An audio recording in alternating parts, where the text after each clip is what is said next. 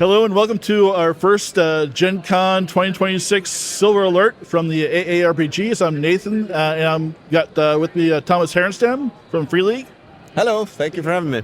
It's great to see you in person again. Always great to talk to you. We just got out of the Free League showcase, and I was talking to Matt behind the camera there. There's so much stuff. There's no way we can cover everything. So I'm gonna pick and choose what I want to ask you about. But I'm going to start off with first, congratulations on the 2 indie nominations. So what's that feel like? Yeah, thank you very much. That's very cool. And it's for the City of My Nightmares is the adventure long form, and then Coriolis for best game and product of the year. It's it's always hard competition, and it's even harder this year. But we're really happy to be nominated because I think those are great books, and I'm proud of having been publishing them, working with them. Yeah, I've got City of Nightmares sitting at home. I haven't run through it yet, but it is a really good book. I love the art. I love the vibe of it. Matt's a big fan of the Coriolis adventures. So cool. Yeah, good luck with that. So the biggest surprise for me, I had not seen this coming, but you had up on stage Adam Bradford, who's I guess one of the founders of D&D Beyond. Yeah. Free League Unbound. Yeah. Tell us about that. Yeah, that is very cool. I mean, this is Adam's brainchild, his idea, and his there too. Thomas Opper also. They work together, even on the going back to D&D Beyond. So they have been. He's been really enjoying Free League games. So we've been talking for many years. We did first Invincible superhero role playing together. And now he's been they basically pitched his idea to us to do a dedicated digital platform for Free League games. And we moved ahead, and it's looking great. And they are so good at what they do. And I think this is going to be a great way to experience Free League games, make them more accessible, and also have it in one place dedicated to only Free League games. So I think it's going to be a great resource for anyone who plays Free League games, and just a natural center point to go to find resources and anything you want to access online, your characters, content, everything. So yeah, really excited to see where this can go. Yeah, I was an earlier adopter of D&D Beyond. I don't really play a lot of D&D anymore, but really bringing people in who went away from it for a while, it was an easy way to digest the material and figure out what kind of characters it's going to make. So I hear that there's a discount because it's kind of early access right now, but there is, if you do Invincible, there is a free convention adventure that's part of that. Yeah, that's true. I mean, there's a reduced price, introductory price, since it's an early access period right now, but also the Superhero Season, which is the convention adventure for GenCon this year, is available for free on Unbound. So if you just want to check it out, see what the platform can do, what it looks like, you can just get that for free and check it out. Mm-hmm. Yeah, Matt and I are playing Invincible this weekend, so we're looking forward to trying that out. We were both big fans of the Marvel Phase Rip stuff, as we talked from our previous interview. Yeah. So that's pretty exciting. So that's available here at the show. And yep. No, it's great to see the Invincible game out in the wild here. Finally, we've been working on it, for a really long time to see the banners and just see the game here. And seeing it played in the game room, and it's a fantastic feeling. So that's very cool. Awesome. So now some stuff near and dear to my heart. We just wrapped up 2 years of Dragonbane on our channel, and last time we talked in person a couple years ago, right here. We talked a little bit about maybe expert rules. Yeah. Is that something you're still working on? Yeah, that's still in the works. It's probably, or it is like the next wave, the next step for the core branch of Dragonbane. So after now, we're doing Arcand and the Book of Magic, which are done. They're here, coming out, officially released 25th of August, so very soon. And then the next wave of things for the core branches is the expert rules is there, and another adventure expansion as well. Yeah, I've got Arcane and Book of Magic at home. The new Magic schools, as well as all the crafting, just adds a huge dimension to the game. Yeah. But so I heard a rumor that maybe Eric Granstrom was working on something for Dragonbane.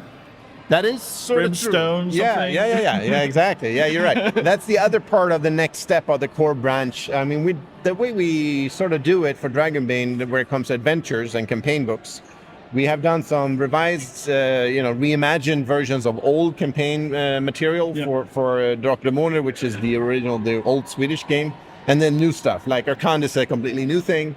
Path of Glory, it was a reimagined old campaign from the 80s that we completely updated. So the next one we're doing in that vein is I think the English title is going to be The Brimstone Sleep.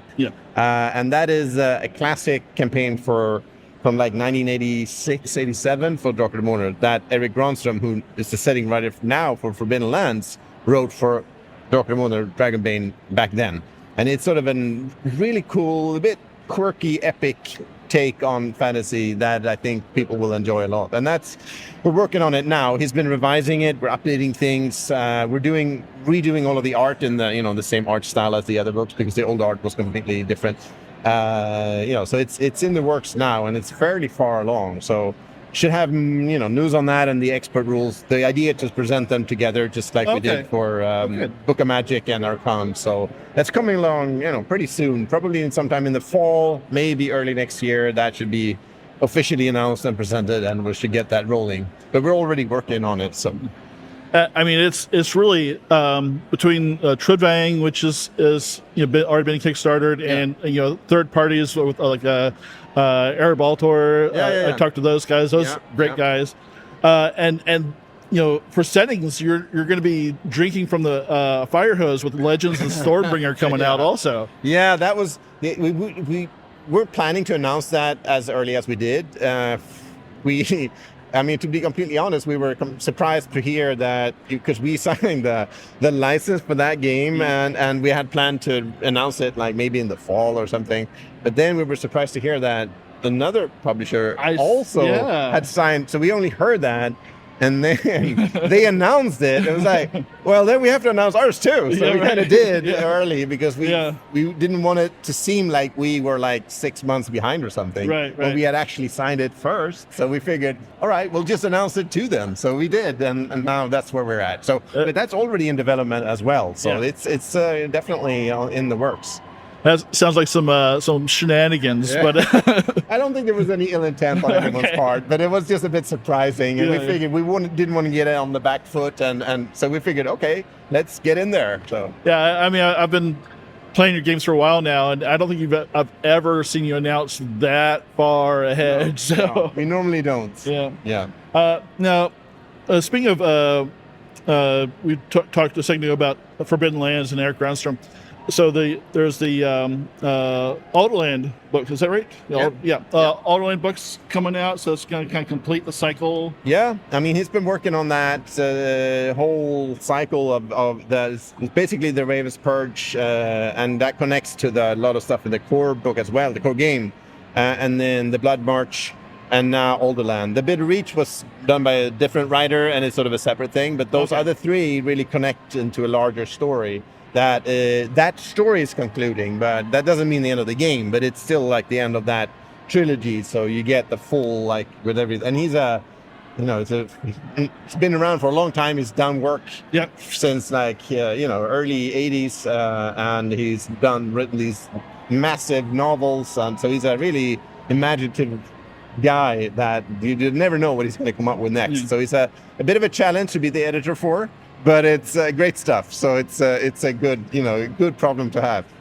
We interviewed him for Blood March, and he definitely said that there was some things that Thomas didn't want me to do. That's also true. Sometimes like, this is a fun idea, but it doesn't quite work in this particular book, so save it for something else. You get some that happens with all writers, but he's like there never runs out of ideas. He was a really fun chat. Oh, absolutely. But so during the showcase, you also mentioned that you're kind of trying to find a way forward to balance the work you're doing with Dragonbane and with Forbidden Lands. Can you kind of like maybe talk about that a little tiny bit? Sure. Yeah. I mean, I think originally, also it's because actually Forbidden Lands was our take. When we worked on that, it actually is based on art. I mean, most of the art in that core game of Forbidden Lands is actually from the from Draklemoner, Okay. what's now Dragonbane from the 80s version. So that art is actual black and white 80s art by one illustrator called Nils Gulliksson, who was like an iconic artist for Draklemoner back in the 80s. And that was actually, we actually based Forbidden Lands on his art. So that Forbidden Lands is sort of our take on Draklemoner back then. Okay. But it was also fused with like Muir Zero and the survival, the hex crawl, the exploration stuff, and that turned into Forbidden Lands. So when a few years later, we actually acquired the brand for Draklemoner, which then turned into Dragonbane, so now we could actually do the main game, the original. Yeah. So then what would we do with our other version of that game? But they actually are quite different. They really are, yeah. So the rules are very different. The tone is different. The art style is different. So they're actually quite, and we want to go further in that direction. So what we're doing after Alderland, the idea is to maybe go further into, Forbidden Lands is a bit more, has an old school vibe. It's a bit more raw. It's a bit more, mature. It has a bit more, rougher around the edges. You're not necessarily heroes. You can be sort of rogues, and it has an exploration hex crawl thing that Dragonbane doesn't really have. So it's turning into very much its own thing, and we want to continue with that. So we're staying in the same world, and we're looking into what's called the Drawn Lands, which is actually mentioned in the Blood March. It's actually on the map there, so it's already established.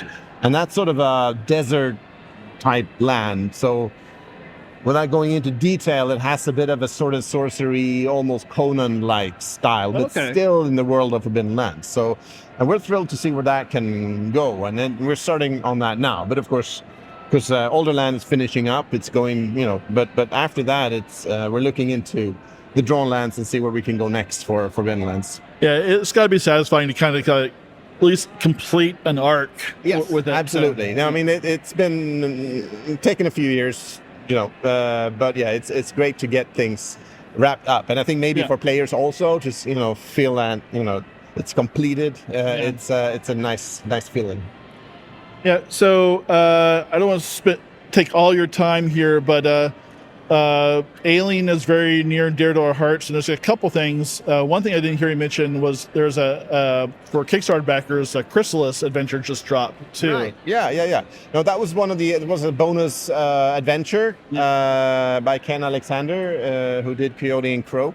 Yeah, so that's done. It took a bit time to complete it, but we have shared it with backers now, and it's being played here at GenCon. Cool. It's like we figured it would be a good convention adventure because it's fairly short, so it's being played right now. So that's smaller release. It's not like a full big cinematic adventure. It's more of a smaller thing, but yeah. So that is out, and we'll probably make it available to non-backers one way or another at some point, but we'll get back on that.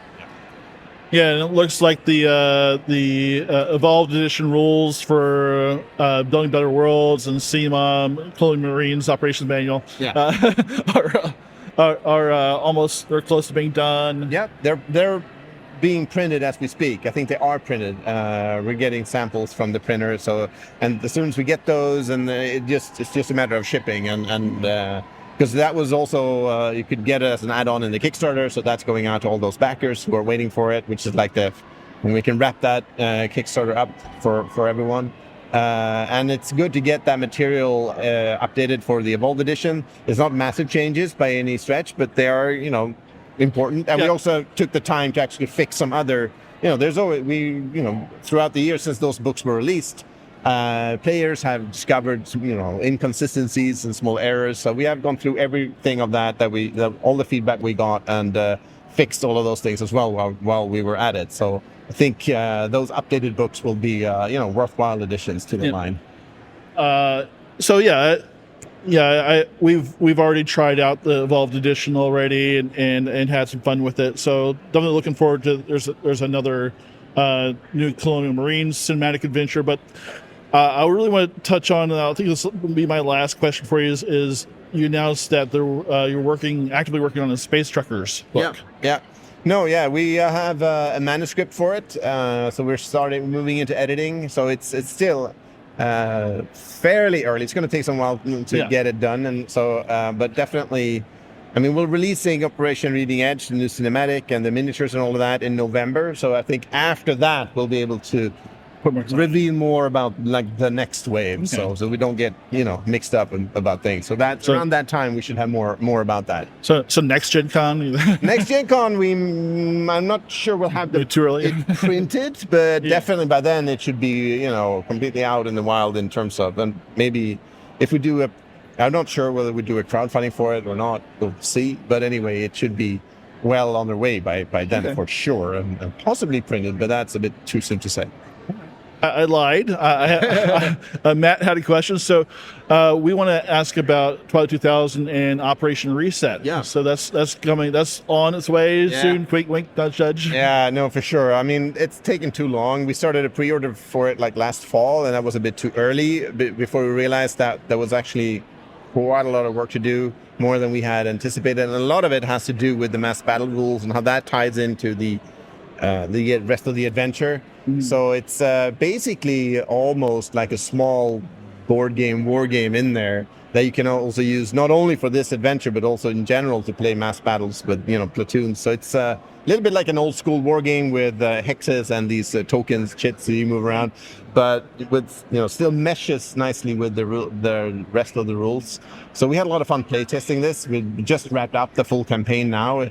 And it's sort of growing into something bigger than I thought when we started out. So it's and that adds a bit of complexity to things.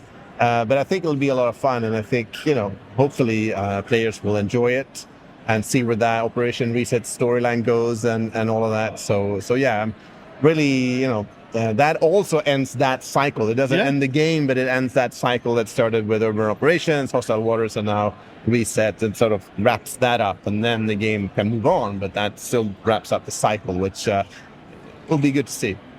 Yeah, that's excellent. We're eventually going to come back to Twilight 2000.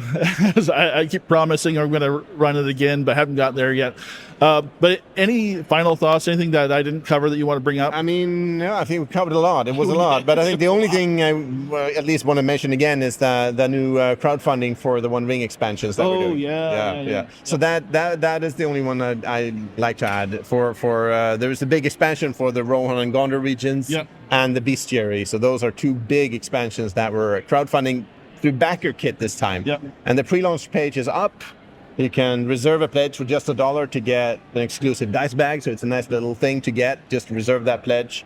And it's up now. And the crowdfunding will launch in September 22nd, I think. So just under 2 months from now. So that's the next big step for the One Ring. So that's the only thing I think I wanted to mention. Other thing, I think you covered everything. I'm a curious guy. But that was the best. I couldn't take you into the showcase, but that's the best I could do to bring the showcase to you. Thanks again, Tom, for spending time with us. It's always great to see you. And have a great show. Thank you. You too. Thanks all.